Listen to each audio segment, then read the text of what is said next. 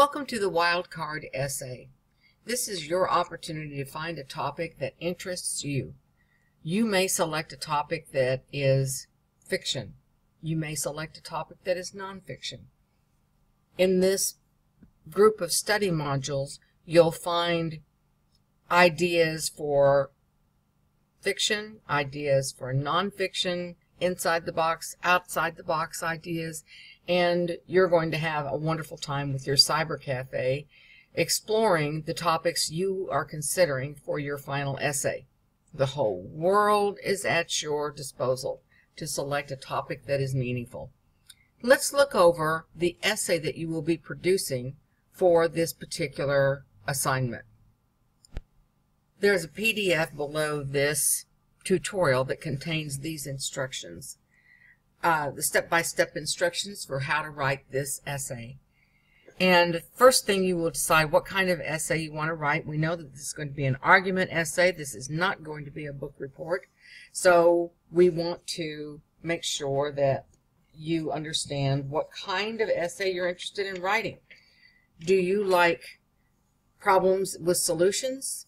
Do you like cause and effect? Each of these is a link to more information about that. Do you like to interpret theory? Why did something happen? Did something really happen? Did Ted Bundy commit the first crime at age 14, or didn't he? I mean, there's some interesting topics to think about in the idea of theory. Theory also relates to fiction. Why did a certain character grow up the way they went up? In that analysis, we address the character as though that's a real live living being. It's fun. Discursive essays, which is persuasive. Again, we don't want to preach to people and get up on a high horse and say we all need to do anything, but there are some ideas that you might find that lend themselves to persuasion. Pick one of those. Now, you may have to pick your topic before you decide on one of those, so I realize I have it at the beginning of the assignment, but as you go through and find your topic, you may change your mind. If you like the idea of classic literature or modern literature, I have a little video tutorial here that discusses those particular options. Film topics are fine, but you have to have the script. So if you can't find the script for free on Drew's Scriptorama or on Simply Scripts or somewhere else, then you have to find a different topic. You have to have the script to read and to quote from. Yes? Television series. Absolutely. But you're going to need that pilot script. And you're going to need the script for a pivotal episode if that's what you wanted to go with. I had a student who wrote a really awesome essay on South Park and used the pilot, and it's very interesting. The pilot and the initial characters and the character arcs were completely different from the way that series evolved. So that student discussed the pilot and the ideas that were originally initiated for South Park, and then used the script for an episode later on to show how that completely changed, and then answered the question, theoretically, why did that change? So that can be very interesting, but it can't be a book report, right? Just make sure that we clearly understand that. Something for you to talk about in your cyber cafe. Now, in nonfiction areas, you'll notice that there's a disclaimer at the very top of the page. Let's look at that again.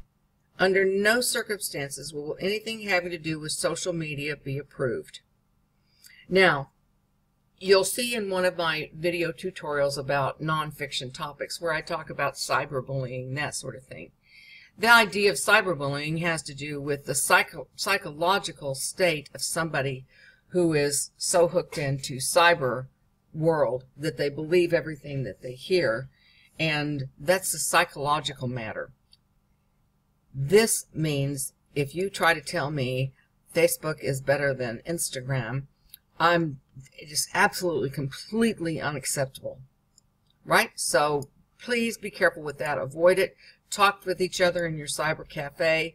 Please don't email me with a topic that has to do with social media.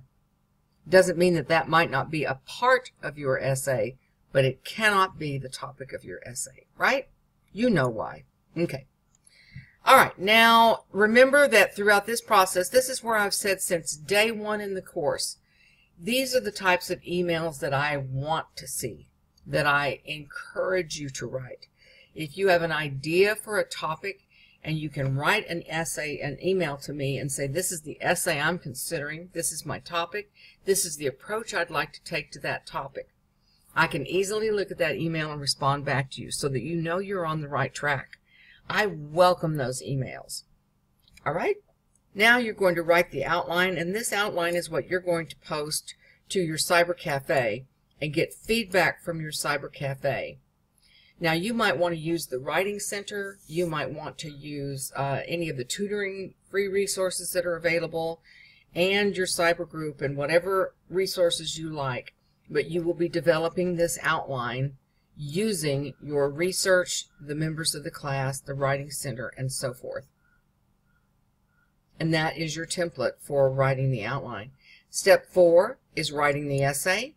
Remember, you're going to have a high word count for this because you get credit for the outline, you get credit for works cited, you get credit for the essay itself in the rough draft, and you get credit for words for the final draft. So this word count is very important on essay number 2. It's a high value essay. Then you're going to include the title, and you're going to include an image which shows that adolescent in action. Then there should be 5 to 7 paragraphs. Maybe there will be more, but there won't be less than 5. There can't be. You can't do a 5-point or a 6-point outline in less than, 5 to 6 paragraphs. Maybe more. There's no limit. You may have an essay that includes 10 paragraphs. It doesn't matter. What matters is that you answer the question that you posed at the beginning of your project. The final essay should be about 1,500 words. It's probably going to be considerably more than that by the time you add everything into your word count. So I put a give or take. And remember that the word count includes the outline, works cited, the rough draft, and the essay. So that should be a nice showing for our word count requirements for the district. Be sure to use 5 to 8 quoted examples to support your ideas. Remember, we go back to that old rule of thumb that says, I don't know anything. I didn't come into this world knowing statistically how many rhinoceros are in the world. How would I know that? I don't know anything except my own experience and perhaps limited amounts of information about the people who are around me. But I don't know anything unless I have researched it. So when I write an essay, any statement that I make needs to be supported by examples. I want to look smart. I want to look like I've done my due diligence. I've done my research.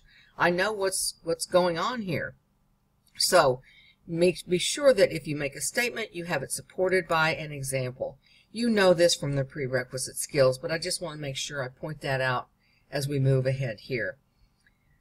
Remember that throughout the essay, there should be 5 to 8 images that explain either in an image, a picture, or a graph, or a chart that's easy to understand and make your point.